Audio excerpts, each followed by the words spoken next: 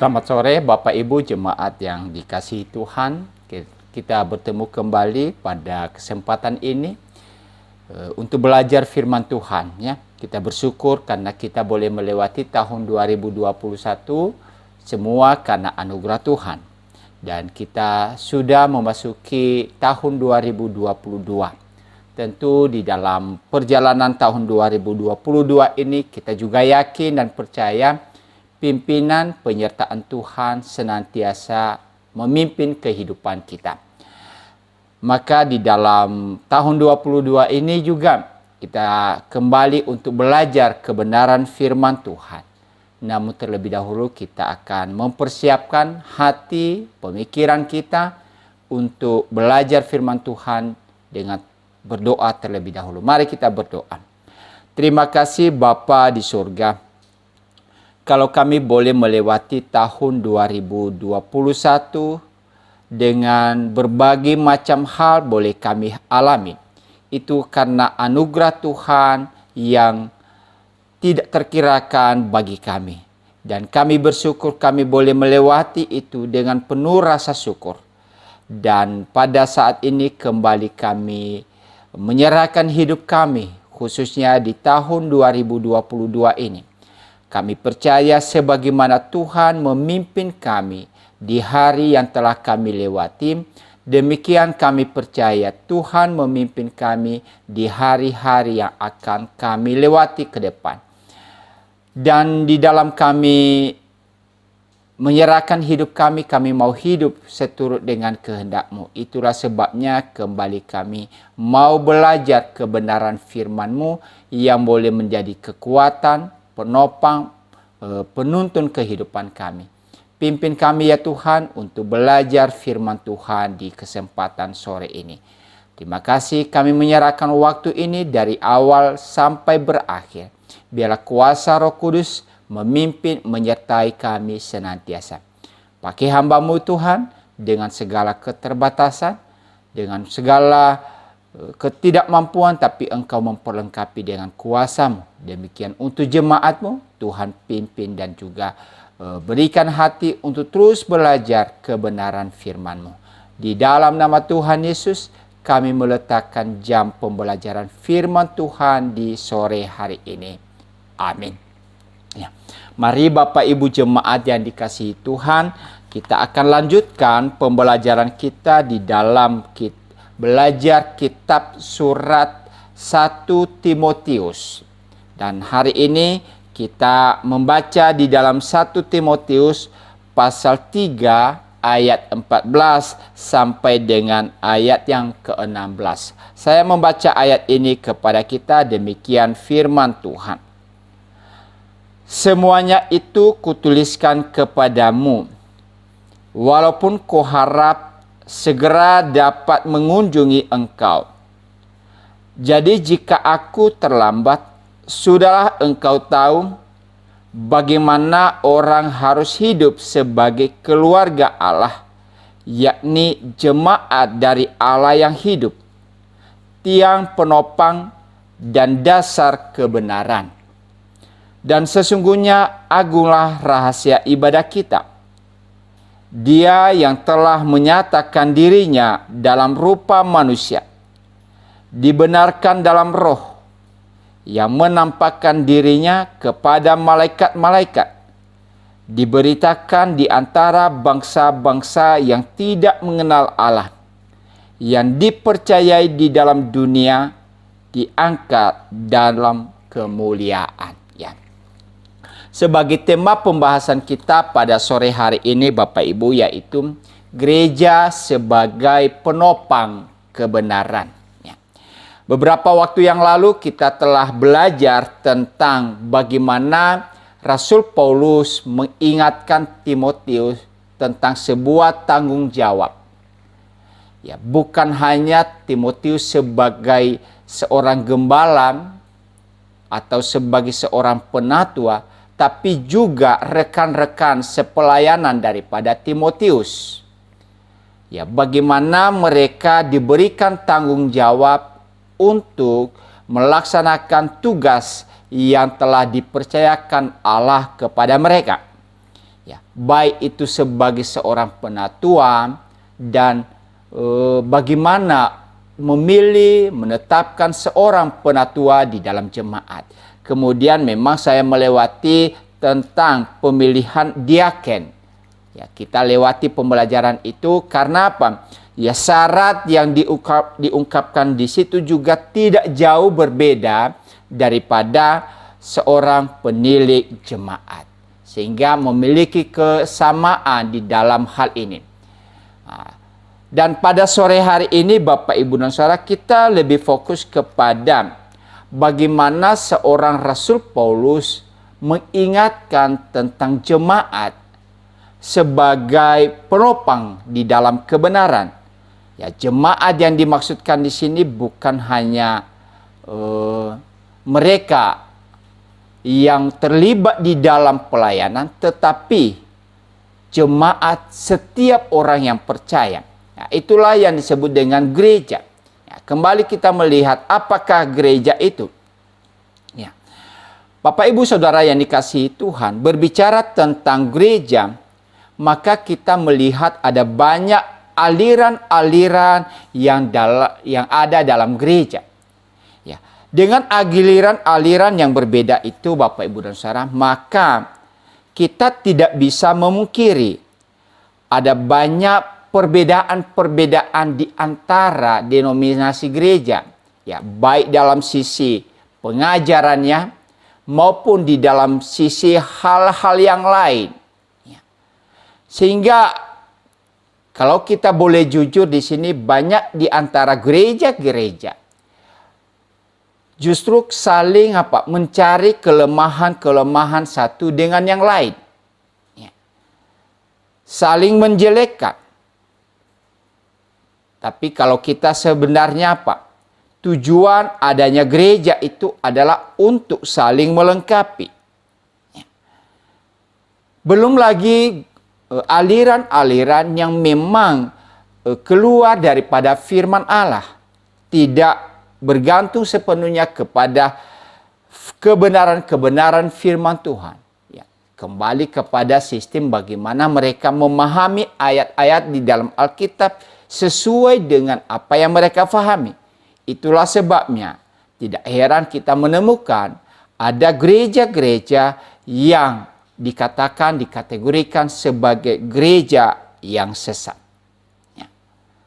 Maka di dalam bagian ini Bapak Ibu dan Saudara, Rasul Paulus kembali mengingatkan tanggung jawab daripada gereja. Ya. Supaya mereka tetap memelihara kemurnian daripada pengajaran firman Allah. Itulah sebabnya sebagai judul kita adalah gereja itu sebagai penopang kebenaran. Ya. Gereja diharapkan dia adalah yang bisa memelihara kemurnian daripada ajaran itu. Ya. Sehingga ajaran-ajaran yang sesuai dengan firman Allah terus digelorakan, terus diwartakan. Bukan gereja justru menyesatkan banyak. Kembali kita memahami apakah gereja itu.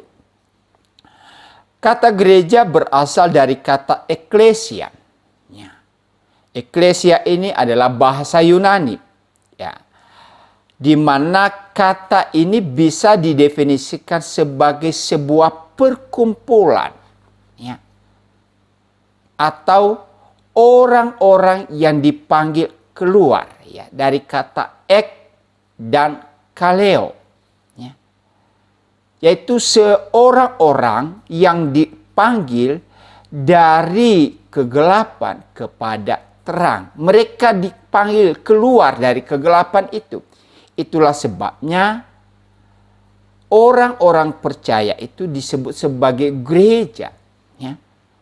Jadi kalau kita bicara gereja di sini Bapak, Ibu, dan Saudara, ini tidak berhubungan dengan gedungnya. Entah itu gedung gereja Eleos, gedung gereja GKI, gedung gereja GKJW, atau macam-macam jenis denominasi gereja. Tetapi kalau kita bicara gereja di dalam pemahaman bagian ini, ini bicara tentang orang. Ya. Yaitu setiap orang yang telah mengaku percaya kepada Yesus sebagai Tuhan dan Juru Selamatnya, maka dia adalah orang yang telah dibawa keluar dari kegelapan oleh karena dosa kepada terang. Ya, karena Yesus berkata, "Akulah terang dunia itu." Nah, mereka yang hidup dalam kegelapan, sekarang mereka percaya kepada Kristus.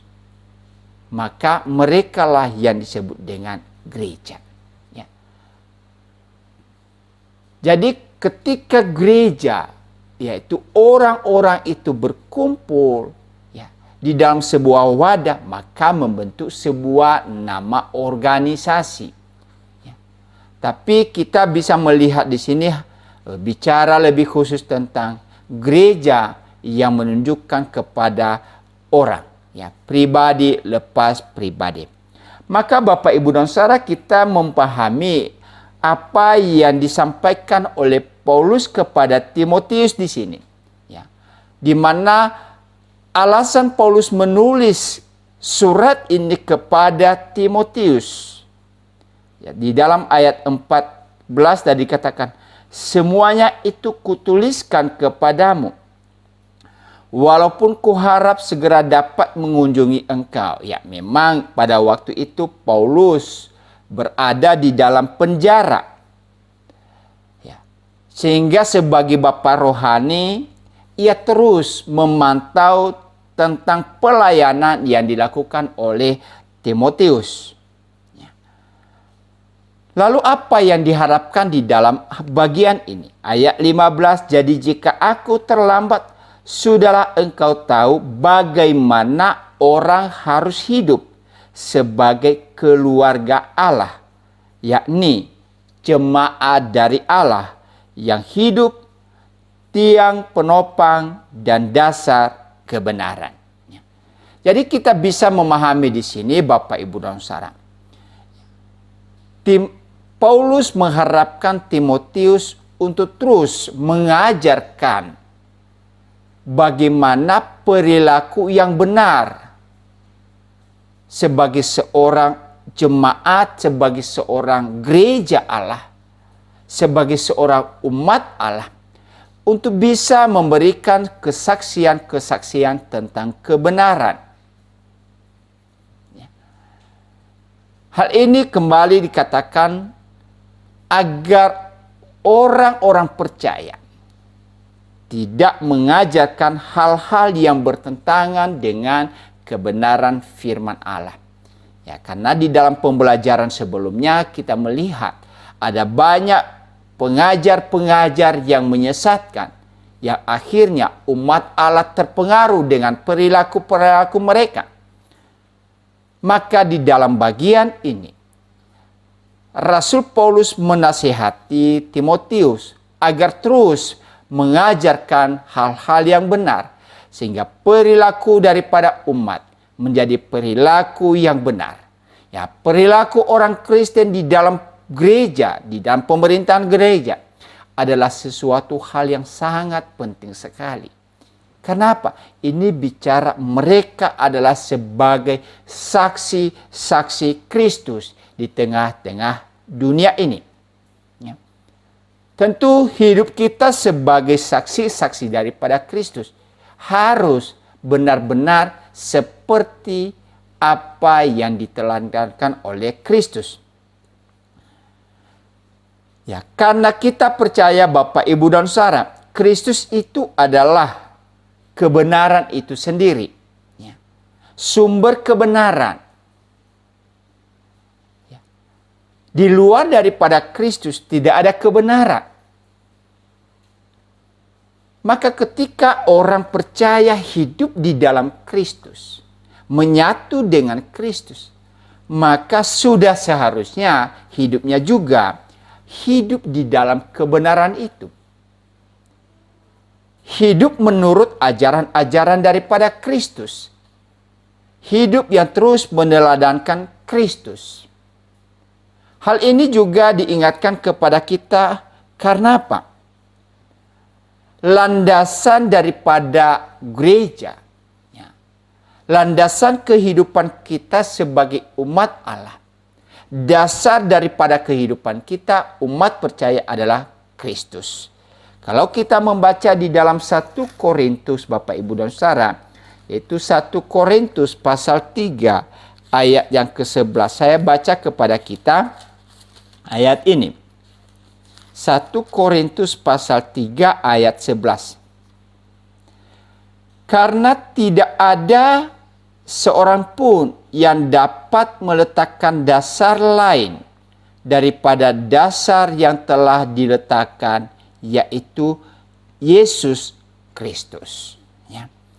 Tidak ada seorang pun yang dapat meletakkan dasar lain daripada dasar yang telah diletakkan, yaitu Yesus Kristus. Ya, artinya di sini Bapak Ibu dan Saudara, Rasul Paulus mengingatkan kepada jemaat Tuhan agar mereka tetap kokoh di dalam segala hal, kuat di dalam segala hal. Ya. Mereka tidak mudah, ya, diombang-ambingkan oleh banyak hal. Maka mereka harus membangun landasan iman mereka yang kokoh itu kepada siapa? Kepada Yesus Kristus. Ya. Akhir-akhir ini juga kita akan menemukan banyak hal dalam hidup kita Bapak Ibu dan Saudara. Ya. Kalau zaman dahulu mereka menghadapi pengajaran sesat, mereka menghadapi tantangan penganiayaan. Ya, tidak jauh berbeda dengan apa yang kita hadapi pada saat ini.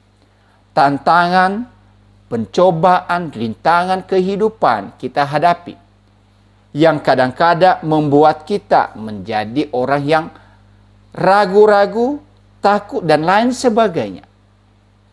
Namun melalui ayat ini mengingatkan kepada kita, ketika kita membangun dasar fondasi hidup kita, fondasi iman kita kepada Kristus, seharusnya kita tidak mudah digoyahkan, tidak mudah diombang-ambingkan oleh berbagai macam hal, rintangan dan tantangan yang ada.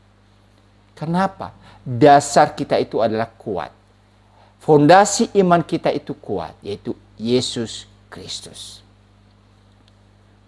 Dan bukan hanya itu Bapak Ibu dan Saudara. Di dalam pengajaran-pengajaran Rasul Paulus pun mengingatkan umat Allah. Karena mereka itu adalah saksi-saksi kebenaran di tengah-tengah dunia ini. Maka mereka harus berperilaku sebagai apa? Gereja sebagai rumah Kristus atau rumah Allah, bait Allah. Kita baca kembali di dalam Ibrani pasal 3 ayat 6. Tetapi Kristus setia sebagai anak yang mengepalai rumahnya, dan rumahnya ialah kita. Jika kita sampai kepada akhirnya teguh berpegang pada kepercayaan dan pengharapan yang kita megahkan. Ayat 6 tadi, Kristus setia sebagai anak yang mengepalai rumahnya. Ya. Jadi Kristus itu adalah kepala daripada gereja. Di dalam kitab Korintus tadi dikatakan dia fondasi, landasan yang kokoh. Dan di dalam kitab Ibrani pasal 3 ayat 6, dia justru dikatakan dia sebagai kepala, pemimpin daripada gereja. Nah, itulah sebabnya Bapak, Ibu, dan Saudara. Karena gereja ini senantiasa dipimpin oleh Kristus, dilandasi oleh Kristus, maka sudah seharusnya gereja meneguhkan dan memelihara kebenaran yang telah dinyatakan oleh Kristus dan ajaran para rasul. Artinya apa Bapak, Ibu, dan Saudara? Kita percaya bahwa landasan kita itu adalah Kristus. Kita juga percaya bahwa pemimpin hidup kita adalah Kristus. Seluruh keberadaan kita senantiasa dipimpin, dikendalikan oleh pada Kristus. Maka kalau seluruh kehidupan kita dikendalikan oleh Kristus, maka setiap ajaran yang dilakukan atau disampaikan oleh Kristus, itu yang menjadi tanggung jawab kita. Terus memelihara ajaran-ajaran Kristus. Sungguh aneh seandainya kita melandasi kehidupan kita kepada Kristus, kemudian hidup kita dipimpin oleh Kristus, tapi pola perilaku kita, pola pengajaran kita tidak sesuai dengan Kristus, tidak sesuai dengan apa yang diajarkan Kristus. Jadi seolah-olah dalam kehidupan kita, di satu sisi kita mengatakan Yesus sebagai pemimpin hidup kita, tapi dalam kehidupan keseharian kita, kita tidak menjadikan Kristus sebagai pemimpin hidup kita. Nah, ini sebenarnya bukan orang gereja atau orang percaya yang sungguh-sungguh. Seorang percaya yang sungguh-sungguh yang disebut gereja, dia harus menerima serta menaati setiap kebenaran yang diajarkan oleh Kristus. Sebagaimana di dalam kitab Matius pasal 13 ayat 23. Ia terus melakukan, menaati apapun yang diajarkan di dalam kebenaran firman Tuhan. Dan bagaimana itu terjadi? Ia juga harus menyimpan ajaran-ajaran itu di dalam hatinya. Ia menyimpan setiap ajaran-ajaran yang benar itu di dalam hidupnya. Ia tidak bisa menyimpang daripada ajaran yang telah diberitakan kepadanya. Nah, inilah yang dimaksudkan oleh Rasul Paulus kepada Timotius, agar terus memelihara jemaat Tuhan ini. Mereka adalah sebagai penopang kebenaran, bukan sebaliknya, bukan penentang kebenaran. Mereka adalah yang diberikan tanggung jawab untuk memberitakan kebenaran, bukan yang mengingkari kebenaran. Mereka yang telah dipercayakan untuk terus mewartakan tentang Yesus, bukan justru mengabaikan pewartaan tentang Kristus. Gereja diberikan tanggung jawab memberitakan kebenaran sebagai firman kehidupan. Maksudnya apa Bapak Ibu dan Saudara? Sekali lagi ketika kita bicara gereja, ini bicara adalah orang-orang yang telah dipanggil keluar daripada kegelapan. Ya, orang yang ada di dalam kegelapan, mereka adalah orang-orang yang tidak bisa melihat terang. Mereka adalah orang-orang yang hidup di dalam keputusasaan. Mereka adalah orang-orang yang di dalam kehidupan mereka mungkin sedang berhadapan di dalam kekecewaan dan lain sebagainya. Nah, disinilah tugas panggilan gereja untuk memberitakan firman kehidupan ini. Agar mereka yang dalam keadaan putus asa, mereka yang dalam keadaan kecewa, mereka yang kehilangan pengharapan, ketika mereka menemukan kebenaran, ketika mereka menemukan ajaran yang benar, maka semangat hidup mereka kembali dibangkitkan. Mereka kembali melihat pengharapan-pengharapan yang ada di dalam kehidupan mereka. Kemudian tanggung jawab gereja sekali lagi dikatakan adalah mereka itu adalah pembela kebenaran. Ya.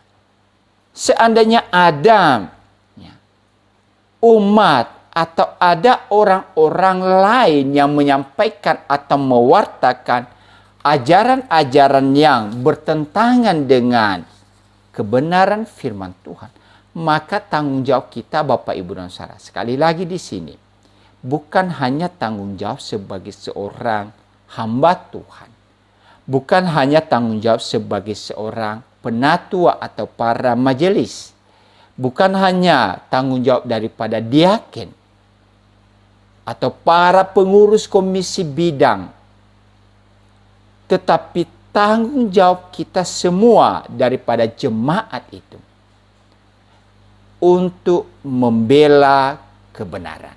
Ya. Nah, tentu bagaimana hal itu bisa terjadi Bapak Ibu dan Saudara?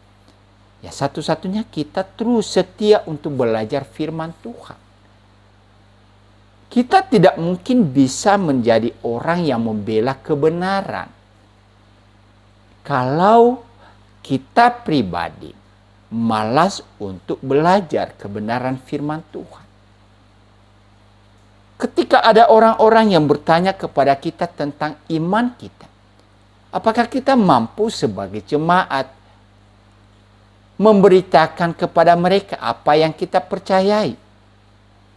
Apakah kita bisa menunjukkan mengapa kita harus benar-benar memiliki keyakinan bahwa Yesus itu adalah Tuhan?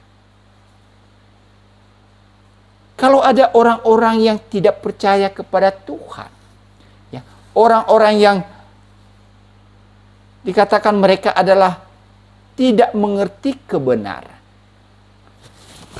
kemudian orang-orang ini mempertanyakan itu kepada kita. Apakah kita sebagai jemaat, apakah kita sebagai gereja mampu untuk membela kebenaran-kebenaran itu? Kalau ada orang-orang yang menyimpan dari hal ini, menyimpan daripada firman Allah, sudah seharusnya Bapak, Ibu, dan Saudara, kita harus menjadi pembela-pembela kebenaran itu. Ya. Sekali lagi, ini bukan hanya bicara tanggung jawab para hamba Tuhan. Bukan hanya tanggung jawab daripada para penatua atau majelis, tapi semua orang percaya. Semua yang sudah imannya bertumbuh di dalam Tuhan. Maka mereka itu adalah dipanggil menjadi pembela kebenaran. Nah, itulah sebabnya sekali lagi Bapak, Ibu, dan Saudara, di dalam bagian ini saya harapkan kepada kita, mari kita terus belajar firman Tuhan. Tidak bosan-bosannya kita belajar firman Tuhan. Ya, di dalam tantangan-tantangan kehidupan sekarang ini, dengan berbagai macam ajaran-ajaran yang muncul, itulah sebuah tantangan iman bagi kita. Tapi kita harus bisa tampil sebagai pembela-pembela daripada kebenaran itu. Nah, disinilah kita bisa menunjukkan bahwa gereja itu memiliki kuasa yang telah diberikan oleh Allah kepada mereka. Kalau kita membaca di dalam Markus pasal 16, Bapak, Ibu, dan Saudara, mulai dari ayat 15 sampai ayat 20, yaitu itu bicara tentang Yesus mengutus para murid-muridnya untuk mewartakan Injil. Dan di dalam mewartakan Injil ini, ada tantangan-tantangan yang mereka hadapi. Ada pencobaan-pencobaan yang mereka hadapi. Berbagai macam bisa mereka hadapi. Tapi di sini, Allah memberikan kuasa kepada mereka. Bahwa mereka tidak akan dikalahkan oleh apa? Oleh kuasa-kuasa yang mencoba menghalangi mereka untuk mewartakan kebenaran, untuk membela kebenaran itu. Ya. Kalau kita membaca di situ Bapak, Ibu, dan Saudara, bahkan kalau mereka pun ya, minum racun dan lain sebagainya, ya, itu tentu dalam hal ini bukan faktor kesengajaan. Tetapi di dalam tanggung jawab mereka, kemudian mereka dihadapan dengan tantangan itu, maka itu tidak akan membinasakan mereka. Nah, itu artinya apa Bapak, Ibu, dan Saudara? Ketika gereja menjadi pewarta kebenaran itu, penopang kebenaran itu, ketika gereja menjadi pembela kebenaran itu, maka di situ Tuhan menunjukkan kuasanya untuk membela daripada umatnya. Gereja bisa menunjukkan kuasanya. Sehingga dengan demikian, ya, di dalam hal ini, gereja bisa dipakai sebagai umat Allah yang hidup, sebagai bait Allah yang hidup. Gereja adalah jemaat Allah yang hidup, yang terus bertumbuh, yang terus berkembang, yang terus berhimpun. Sebagai bait Allah kita bisa berhimpun bersama-sama. Tujuannya apa? Untuk saling menguatkan satu dengan yang lain. Di dalam bait Allah kita bisa saling mendukung satu dengan yang lain, berbagi kasih satu dengan yang lain. Tetapi juga di dalam hal ini, melalui hal persekutuan ini, gereja bisa terus menyimpan aman Injil yang akan disampaikan, yaitu Injil yang menyelamatkan itu. Dalam gereja tersimpan dengan aman Injil yang menyelamatkan itu. Jadi di sini Bapak Ibu dan Saudara, fungsi dan peran daripada kita sebagai umat Allah, bahwa gereja itu adalah jemaat dari Allah yang hidup, bukan jemaat Allah yang mati. Ingat, Allah yang hidup, Allah kita itu adalah Allah yang hidup, bukan Allah yang mati. Dan kalau Allah yang hidup, berarti sumber kehidupan kita, sumber pengharapan kita itu adalah dari Allah. Penopang kehidupan kita adalah Allah. Pemimpin dan penguasa dalam kehidupan kita itu adalah Allah. Karena yang kita percaya itu adalah Allah yang hidup. Gereja adalah tiang penopang dan dasar kebenaran. Jadi di sini jangan disalahartikan Bapak Ibu dan Saudara bahwa kuasa firman tergantung daripada kuasa gereja atau kuasa daripada umat Tuhan. Tidak. Kuasa itu hanya diberikan kepada kita oleh Allah. Gereja itu hanya sebagai alat. Gereja itu hanya sebagai sarana yang Tuhan pakai. Kalau seandainya gereja itu berhasil memenangkan banyak jiwa, kalau kita berhasil membawa orang percaya kepada Kristus, sekali lagi ingat, kita itu hanya sebagai alat. Bukan kita yang membawa mereka kepada Kristus. Kita hanya memberitakan, kita hanya mewartakan, kita hanya memberikan kebenaran-kebenaran kepada mereka. Sehingga mereka mengerti apa yang mereka cari dalam kehidupan mereka selama ini. Kuasa sesungguhnya hanya ada di dalam Kristus. Gereja menyampaikan firman Allah dengan benar. Jadi dengan demikian Bapak Ibu dan Saudara, untuk kita bisa membawa mereka keluar daripada kegelapan, maka umat Allah atau gereja tadi dipakai untuk memberitakan, menyampaikan ajaran-ajaran Kristus. Bahwa seorang yang dipakai oleh Tuhan, baik itu pemberita Injil, baik itu pelayan Tuhan, harus dengan setia menopang dan menjadi dasar kebenaran itu. Sebagai hamba Tuhan, sebagai majelis, sebagai pewarta Injil, mereka harus tetap teguh berpegang pada kebenaran-kebenaran firman Allah. Mereka tidak boleh menyimpang daripada ajaran firman Allah. Karena ketika mereka menyimpan daripada kebenaran firman Allah, maka mereka bisa menyesatkan banyak orang. Kemudian kita bertanya di sini, lalu apakah kebenaran itu? Apakah yang dimaksud dengan kebenaran itu? Yang harus ditopang dan yang harus didasari oleh pelayanan daripada jemaat Tuhan.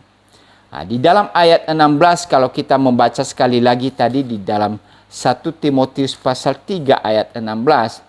Dan sesungguhnya agunglah rahasia ibadah kita. Agunglah rahasia ibadah kita. Rupanya di dalam hal ini Rasul Paulus ingatkan kepada Timotius bahwa ibadah orang Kristen itu adalah sesuatu yang agung. Dan bukan hanya agung saja, itu sebuah hal yang rahasia. Ya, apa maksudnya Bapak, Ibu, dan Saudara? Sebuah yang agung dan juga sifatnya rahasia. Ternyata ajaran kekristenan adalah sebuah rahasia, yaitu apa? Rahasia yang tidak dapat ditemukan dengan akal atau melalui hikmat pengetahuan manusia, atau tidak dapat diselami oleh akal budi manusia. Sebuah hal yang rahasia itu tidak bisa dipikirkan, tidak bisa dimengerti secara akal pikiran manusia. Ya. Ajaran kekristenan itu adalah melampaui daripada akal budi. Namun, bukan berarti bertentangan dengan apa yang bisa dipikirkan. Ya.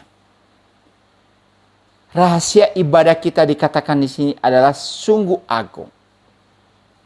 Nah, tentu apa yang dimaksudkan di sini rahasia ibadah itu? Nah, ini bicara tentang Kristus. Ya.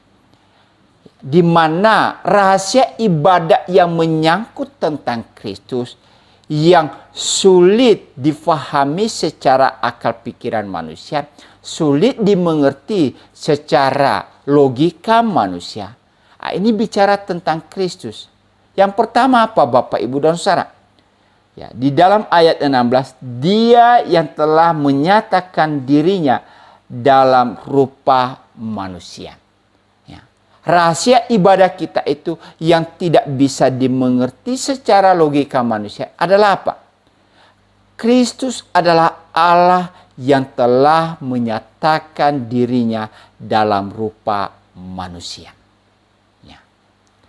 Kristus itu adalah Allah, firman yang kekal, tetapi Allah yang telah menjadi manusia. Allah yang telah menyatakan diri dalam rupa manusia. Nah, inilah yang kurang dimengerti, kurang difahami oleh setiap orang. Ya. Di luar daripada umat Kristen. Ya. Mungkin kita sering menemukan Bapak, Ibu, dan Saudara, orang bertanya-tanya, bagaimana orang Kristen menyembah kepada Yesus? Loh, yang mereka sembah itu adalah Allah, tapi juga manusia. Itu sesuatu hal yang tidak masuk akal bagi mereka. Kalau Allah ya tetap Allah. Tidak mungkin Allah itu menjadi manusia. Nah, itu sesuatu hal yang mereka tidak bisa terima Bapak, Ibu, dan Saudara. Tapi firman Tuhan memberikan kepada kita bahwa Allah yang kita sembah itu adalah Allah yang luar biasa. Ya. Tidak hanya Ia ada di sorga, tapi Ia Allah yang telah menyatakan dirinya, atau Allah yang telah menjadi sama seperti kita umat manusia. Sering juga kita bisa menemukan, lah Allah orang Kristen itu kok bisa disalib? Loh, Allah itu disalib, Allah itu mati. Nah, ini hal-hal yang tidak bisa mereka terima secara logika mereka, Bapak, Ibu, dan Saudara. Nah, itulah yang dimaksudkan oleh Rasul Paulus kepada kita sebagai jemaat Tuhan. Bahwa rahasia ibadah kita itu sesuatu hal yang tidak dimengerti oleh manusia. Tetapi Allah mampu melakukan itu kepada kita. Tentu kita kembali diingatkan kenapa Yesus harus mati di atas kayu salib. Ya, tidak lain dan tidak bukan untuk menebus dosa-dosa umat manusia. Dan mereka yang percaya kepadanya, maka mereka akan menerima anugerah keselamatan dan hidup yang kekal itu. Nah, sekali lagi hal-hal ini adalah sesuatu hal yang tidak bisa diterima secara akal manusia. Tapi ajaran kekristenan Alkitab menyatakan kepada kita, karena kita percaya Alkitab itu adalah sumber kebenaran, firman Allah, maka itu telah memberikan kepada kita satu bukti bahwa Allah yang kita sembah, Allah yang agung, Allah yang Maha Kuasa, tetapi ia mau menyatakan diri menjadi manusia sama seperti kita. Ia mau hidup sama seperti kita. Ia mau mengalami penderitaan-penderitaan yang juga kita alami dalam hidup ini. Sesuatu hal yang tidak masuk akal bagi mereka, tetapi bagi kita adalah sesuatu hal yang bisa kita terima dengan iman. Nah, itu rahasia ibadah yang pertama. Yang kedua, dikatakan di sini, ia dibenarkan dalam roh. Artinya apa Bapak, Ibu, dan Saudara? Bahwa di dalam kehidupan Kristus, ia sering dikecam sebagai seorang berdosa. Bahkan ketika ia dihukum mati, ia disamakan seperti seorang penjahat. Tapi anehnya kalau kita melihat dalam firman Allah, justru ketika ia mati, kemudian ia bangkit kembali. Nah, sesuatu hal yang tidak mungkin terjadi kalau hal ini manusia lakukan secara pribadi. Manusia dengan segala keterbatasannya, ia tidak mungkin bisa hidup kembali.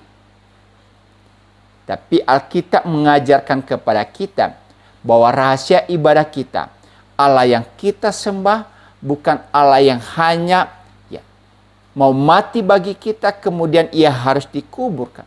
Tetapi ia juga telah dibangkitkan daripada orang mati. Dari antara orang mati. Kristus dibunuh dalam keadaannya sebagai manusia. Tetapi telah dibangkitkan menurut roh. Ia dibangkitkan dari antara orang mati. Nah, itulah kemenangan sang sejati yang boleh kita miliki. Sebagaimana diajarkan di dalam kitab Korintus. Kemenangan Kristus dari antara orang mati adalah kemenangan umat Allah. Melalui kemenangannya di atas, dari antara orang mati. Dengan bangkit dari antara orang mati. Ia telah mengalahkan kuasa maut. Dan kemenangan itu telah ia berikan kepada kita yang percaya kepada dia. Yang ketiga, rahasia ibadah itu apa? Bahwa Kristus menampakkan dirinya kepada malaikat-malaikat. Di dalam ayat selanjutnya, ia menampakkan dirinya kepada malaikat-malaikat. Di dalam kitab Ibrani pasal 1 ayat 6. Di situ dikatakan kepada kita bahwa para malaikat sujud menyembah kepada dia. Saya baca kepada kita. Dan ketika ia membawa pula anaknya yang sulung ke dunia, ia berkata, semua malaikat Allah harus menyembah dia. Malaikat-malaikat yang dianggap adalah makhluk roh. Mereka juga ikut menyembah kepada Kristus. Dan kita tahu Bapak, Ibu, dan Saudara bahwa di dalam perjalanan kehidupan Kristus, mulai daripada ia lahir di tengah-tengah dunia ini, sampai kenaikannya ke surga, itu tidak lepas daripada peran daripada malaikat. Malaikat hadir ketika Kristus menjadi manusia, itu melalui pewartaan kepada Maria, pewartaan kepada para gembala. Mereka bisa memahami bahwa Kristus telah lahir di tengah-tengah dunia ini. Kemudian ketika Yesus dicobai di padang gurun, peran malaikat juga senantiasa memberikan penguatan-penguatan kepada dia. Dalam penderitaan, di dalam kematiannya, di dalam kebangkitannya. Kalau kita melihat peristiwa kebangkitannya dari antara orang mati, setelah ia bangkit, murid-muridnya ingin melihat kubur Yesus. Dan di situ kita melihat malaikat mewartakan kepada murid-murid Yesus bahwa Yesus telah bangkit dari antara orang mati. Kemudian ketika ia naik ke sorga, pada waktu itu murid-murid Tuhan begitu sedih. Tapi malaikat kemudian meneguhkan mereka bahwa Kristus akan datang kembali. Di sini kita melihat Bapak Ibu dan Saudara peran daripada malaikat. Mereka sangat dipakai oleh Tuhan untuk melayani Kristus sepanjang hidup Kristus. Ya, malaikat melayaninya karena dia adalah Tuhan atas para malaikat. Ya. Kristus lebih tinggi daripada malaikat. Itulah sebabnya para malaikat itu disuruh, ditugaskan untuk melayani Kristus. Nah, sesuatu hal yang agung Bapak Ibu dan Saudara. Sesuatu hal yang luar biasa yang tidak pernah terjadi. Dan yang tidak akan pernah dialami oleh siapapun selain daripada Kristus. Itulah sebabnya Rasul Paulus dikatakan rahasia ibadah kita itu adalah sesuatu yang agung. Ya. Tidak ada orang yang diberitakan oleh para malaikat di sepanjang hidupnya. Para malaikat itu sangat berperan. Itulah sebabnya keagungan Kristus itu sangat luar biasa. Kemudian, apa rahasia ibadah kita selanjutnya? Bahwa Kristus diberitakan di antara bangsa-bangsa yang tidak mengenal Allah. Ya. Di ayat selanjutnya dikatakan, diberitakan di antara bangsa-bangsa yang tidak mengenal Allah. Nah, artinya Bapak Ibu dan Saudara, bahwa kehadiran Kristus sebagai juru selamat bukan hanya untuk umat Yahudi pada waktu itu. Bukan hanya untuk umat Israel pada waktu itu. Tetapi Yesus menyatakan bahwa ia adalah juru selamat bagi seluruh umat manusia. Ya. Ia datang untuk menebus umat manusia dari dosa-dosa mereka. Siapapun dia. Dari daerah manapun dia.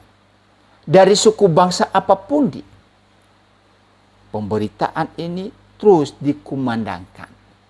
Bahwa ia adalah juru selamat bagi umat manusia. Nah, itulah sebabnya Bapak Ibu dan Saudara. Sesuatu hal yang sangat luar biasa. Ketika kita menaruh iman percaya kita kepada Kristus. Kenapa? Bahwa ia telah menyelamatkan kita daripada hukuman dosa. Dan selanjutnya dikatakan Bapak, bahwa rahasia ibadah kita itu adalah pemberitaan tentang Yesus itu adalah sesuatu hal yang tidak sia-sia.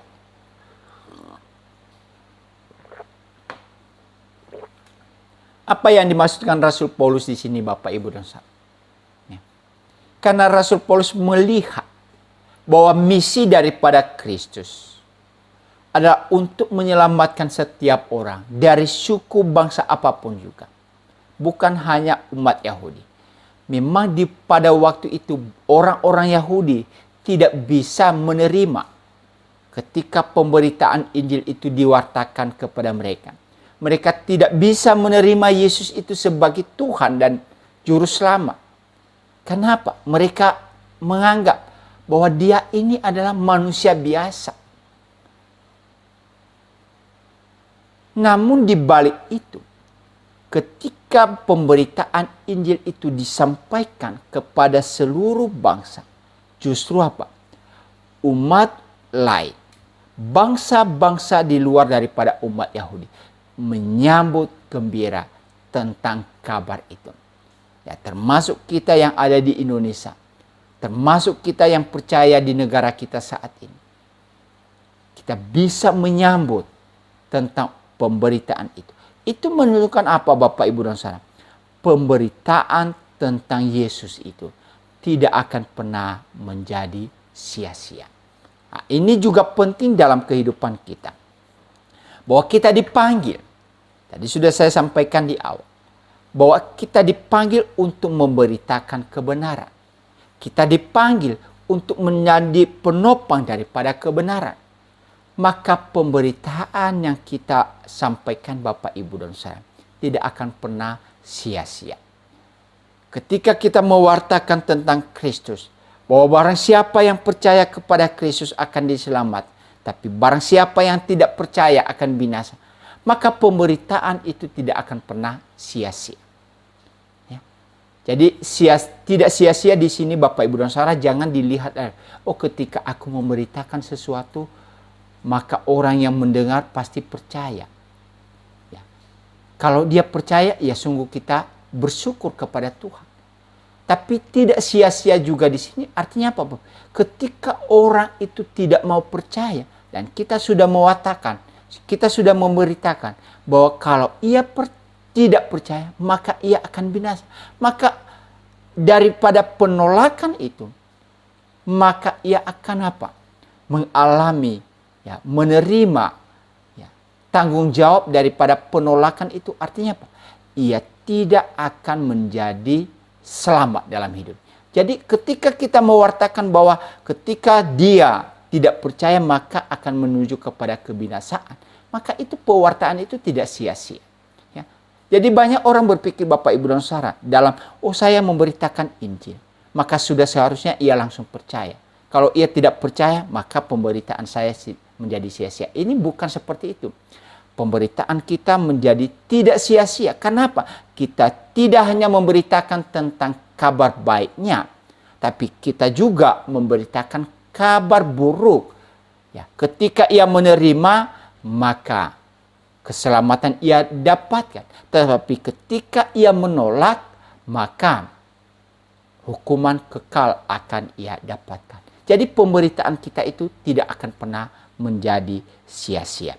Ya, bahwa dunia yang berkubang di dalam kejahatan akan percaya kepada Anak Allah dan menjadikannya sebagai juru selamat mereka.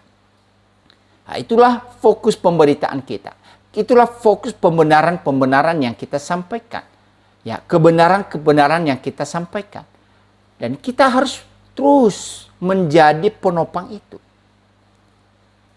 Kita terus mewartakan bahwa Yesus yang kita kenal itu, Allah yang kita sembah itu adalah Allah yang telah menjadi manusia. Adalah yang telah mati di atas kayu salib. Allah yang telah bangkit dari antara orang mati. Dan bukan hanya berhenti dari situ Bapak, Ibu, dan saudara. Tapi ia juga Allah yang telah naik ke surga. Ya. Pemberitaan keenam, di mana rahasia ibadah kita yang tidak sia-sia itu, di mana kita menyatakan bahwa Allah yang kita kenal di dalam Yesus Kristus, yaitu ia telah diangkat dalam kemuliaan ke surga. Ya, ketika ia naik di surga, bahwa ia telah diberikan jabatan, ia telah diberikan kedudukan di mana ia duduk di sebelah kanan Allah. Ia berada untuk selama-lamanya dan bersyafaat. Dan ia juga berkuasa baik di surga maupun di bumi. Jadi inilah yang menjadi sesuatu hal yang perlu diwartakan, perlu diajarkan, perlu terus diberitakan kepada dunia ini. Tentang Yesus yang kita kenal berdasarkan ajaran firman Tuhan. Ya. Bahwa Yesus itu adalah Allah yang telah menjadi manusia. Dan bukan hanya menjadi manusia saja. Ia telah menjadi penyelamat bagi kita. Bahkan ia pun nanti datang menjadi hakim atas kehidupan umat manusia. Oleh karena itu Bapak, Ibu, dan saudara, sebagai umat Allah, mari terus memberitakan tentang kebenaran-kebenaran ini. Kita tahu bahwa dunia ini menuju kepada kebinasaan. Ada banyak orang yang menuju kepada kebinasaan. Tanggung jawab kita, mari beritakanlah kebenaran itu. Dan kalau ada orang-orang yang mencoba menyesatkan ini, tanggung jawab kita sebagai gereja, mari kita menjadi penopang kebenaran itu. Kita tidak menyimpang daripada kebenaran, tetapi kita terus memelihara ajaran-ajaran yang sesuai dengan kitab suci. Oleh karena itu, sebagaimana hal yang saya katakan tadi, mari kita terus belajar firman Allah. Tidak jemu-jemu belajar firman Allah. Karena tanggung jawab kita adalah untuk mewartakan tentang siapakah Yesus di tengah-tengah dunia ini. Kiranya amanat agung, perintah daripada Kristus untuk mewartakan Injil menjadi tanggung jawab kita di masa-masa sekarang ini, bahkan di masa-masa yang akan datang. Dan ingat tadi bahwa Tuhan tidak akan pernah tinggalkan kita. Ia akan memberikan kepada kita kuasa untuk mampu melakukan apa yang Tuhan perintahkan. Kiranya melalui pembelajaran firman Tuhan pada sore ini boleh memberkati kita semua. Mari kita masuk di dalam doa. Terima kasih Bapa di sorga, kami bersyukur kepadamu karena kami bisa memahami bahwa tanggung jawab kami sebagai umat Tuhan, umat Allah, untuk menopang kebenaran, untuk mengajarkan kebenaran. Dan kebenaran itu adalah Yesus Kristus itu sendiri. Oleh karena itu Tuhan, pakailah hidup kami untuk terus mewartakan tentang Yesus di tengah-tengah dunia ini. Untuk menjadi alat-Mu ya Tuhan. Karena kami tahu dunia ini menuju kepada kebinasaan. Tapi Engkau boleh memanggil kami, Engkau telah memberikan tanggung jawab kepada kami untuk memberitakan tentang kabar keselamatan itu bagi dunia ini. Terima kasih Tuhan, pakailah hidup kami seturut dengan kehendak-Mu. Di dalam nama Tuhan Yesus kami telah berdoa dan belajar firman Tuhan ini. Amin. Terima kasih Bapak, Ibu, dan jemaat yang dikasihi Tuhan. Kiranya melalui ini kita terus bertumbuh di dalam Tuhan. Tuhan memberkati kita sampai bertemu di minggu yang akan datang.